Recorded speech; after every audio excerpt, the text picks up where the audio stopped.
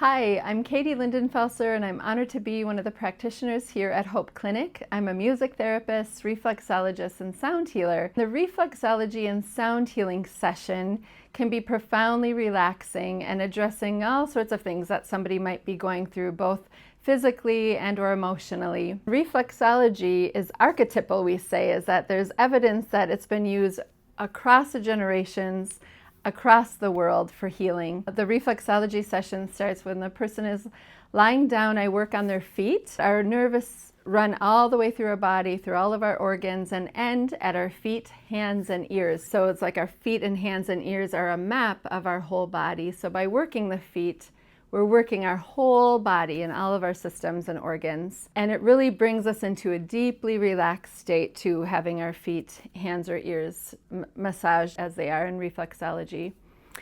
And so after working the feet, I also do some sound healing using tuning forks on the reflex points that might have some congestion or feel like there was a little more tension. They also sometimes are related to acupressure points, if you're familiar with acupressure points that also end at our feet. Then end with what we call a sound bath using singing bowls and also some other tuning forks for comfort, and just bringing that deeply relaxed experience into our body through sound and vibration, which is very powerful. Our whole body is made of vibration. Everything around us vibrates, our body, our organs.